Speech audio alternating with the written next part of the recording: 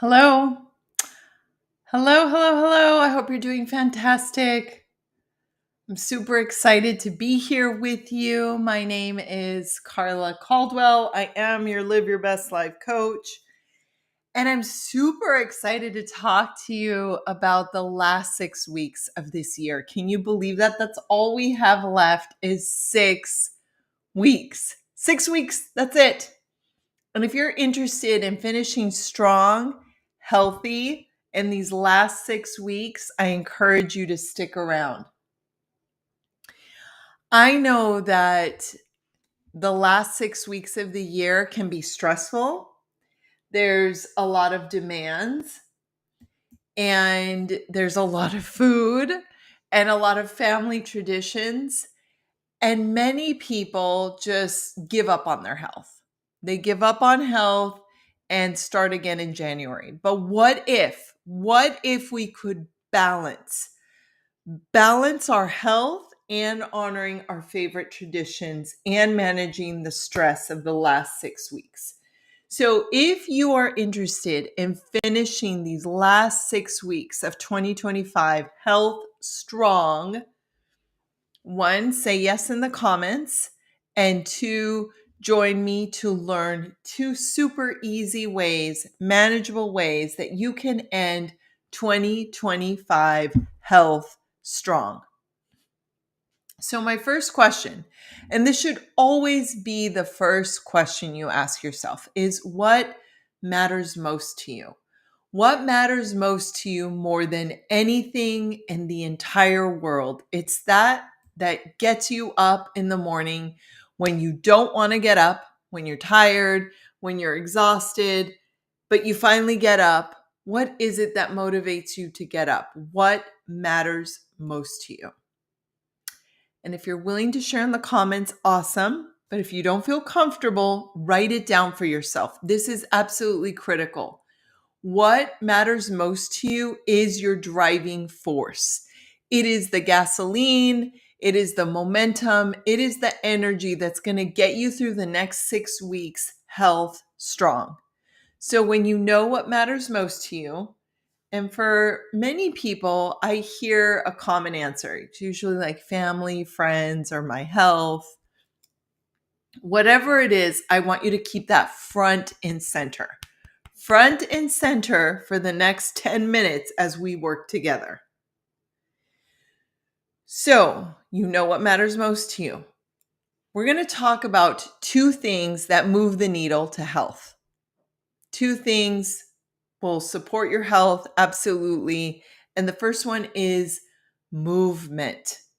There's no getting around this. Movement is foundational for you to have your health. Now, if any part of you is like, I'm too busy, things are too stressful, things are too crazy, we're going to talk about how, even in the most extreme circumstances, you can increase your physical activity. My background is in nursing and health coaching, and I have over 12 years experience in preventing disease and reversing chronic disease.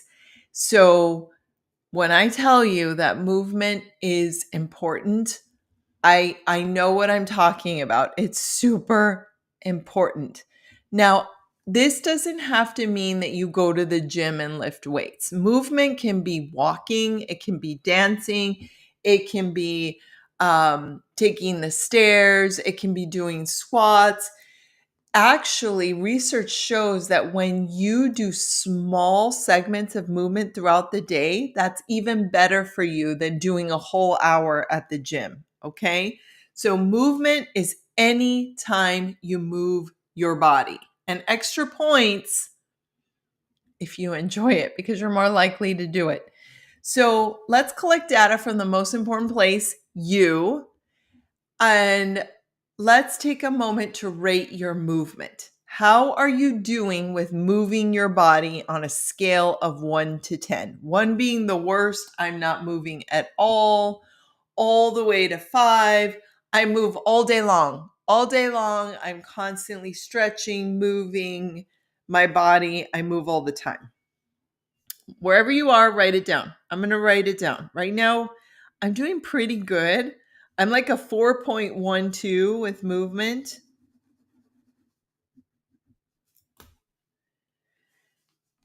Here's the question. Are you ready? How can you move just a little bit more? What is one small thing you can do starting tomorrow so that you move more? And I want you to think outside of the box. I want you to consider walking to the mailbox, walking around the block, walking your pets, playing with your kids, um, doing a short exercise video, taking the stairs, taking a break, and instead of emailing your colleague, like walking over to their desk if you are in an office setting. Get really creative. Dance to a song. These are all things you can do to move more. So, what is that one small thing, one small action item you can take to start moving more tomorrow? Whatever it is, write it down. The thing that I notice is that when we start to, ooh, you're a 5, Jan. That's awesome. You must be moving a lot. Well, no matter where you are on the scale, I do want to encourage you to move. Oh, Shelly, you're 4. Okay, you're doing good. So no matter where you are on the scale, oh, Joe, you're a 1. Okay, that's okay. That's okay because the only person we compete with is you yesterday. That's the only person. So wherever you are at, we are going to commit to move a little bit more and see if we can improve our number by 0.5 or more. Okay. So identify that one small thing you're going to do to move your body. And the good news is the more you move your body, the more you'll reduce your stress. These last 6 weeks of this year, it's really important to manage stress and sleep. And movement will help you do both of those. Okay, so we took care of movement. Are you willing to move a little more? For your health and well-being, are you willing to move a little more?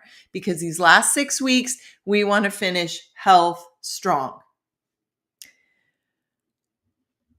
I love that example. Open the front door and go out on a walk. Yes. Yes, that is perfect. So we want to also look at movement, or I'm sorry, food. I'm looking at my notes and I saw movement. We already talked about movement. We're going to talk about food. I am not here to tell you what diet. I've studied over 200 dietary theories, and at the end of the day, everyone is unique. And most diets, if you do the best version of them, they work. So that's not what I want to talk to you about. I like to follow Michael Pollan's advice: not too much, not too little, and mostly real food, meaning food that your great grandparents would recognize. So I want you to think about your food, and I want you to think about, how do you feel when you eat foods that make you feel good? How do you feel? A lot of times I hear answers like energized. Yes. Okay. Michelle is saying, I feel better. I sleep better. Yes. My belly feels better. Yes, absolutely.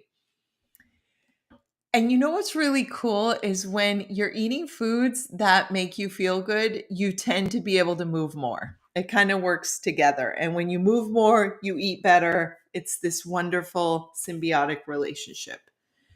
So I want you to consider the benefits you get from moving. Now, remember, your driving force is what matters most to you. So again, I want to ask you this question. When you eat the foods that make you feel the best, how does that benefit what matters most to you? So if, for example, your family is what matters most to you, or your health, what happens? Okay, yeah, you feel more energized for your kids. You feel more satisfied. Thank you, Jan. Good. Keep that front and center. So now let's collect data from the most important place of all, you. Ready? On a scale of 1 to 5, please rate how you're doing with your food. So think of the last 7 days. The last 7 days, how are you doing with your food? A 1 is awful. I'm eating foods that make me feel awful, or maybe I'm not eating at all, or I'm eating too much. It's not good. All the way to 5, I'm eating the best foods for my body. I'm eating not too much, not too little. I feel fantastic. I'm a 3.97 because even though I do eat well, I sometimes skip a meal and then I eat a big meal. That's my current challenge. Okay, so you are going to write down your number. And remember, the goal is never to move from 1 to 5. For example, our goal is to move up zero point 0.5 of a point or more. So my question to you is, what is one small thing? One small action item that you're confident you can complete so that you can improve your food intake? What is one small thing? I'm going to let you think about it. And while you're thinking about it, I am going to share a few suggestions. You might look at planning a meal. And remember, we never want to go from 0 to 100 because research shows that when we make changes that are too big, they're not sustainable. We're more likely to maintain change if we make one small change at a time.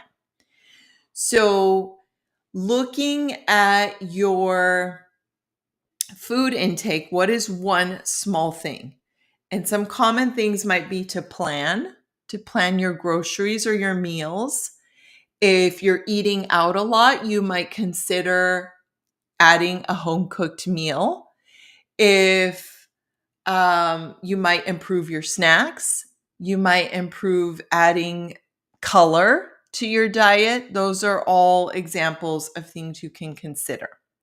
So, one small thing. All right, to recap what we've done together, we talked about what matters most. That's the fuel. We looked at movement. We talked about how movement is so important. If we want to finish these last 6 weeks health strong, we want to make sure we're moving our body. We assessed ourselves and we identified one small action we can take so we can increase our number by 0.5. We talked about the importance of food. We did a little self-assessment on how we're doing. And we asked ourselves, what's that one small thing so we can move up 0.5 or more? Next, this is awesome. The work we've done together is so, so good. But if we don't do 2 things, we're not likely to move from idea to action. So let me know, yes or no, if you are willing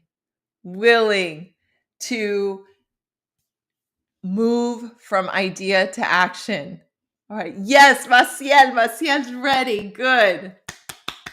I'm ready. I'm going to raise both my hands and my leg. Jan's going to add more fruit. Oh, I love that. Fruit is so good. That's awesome. Okay.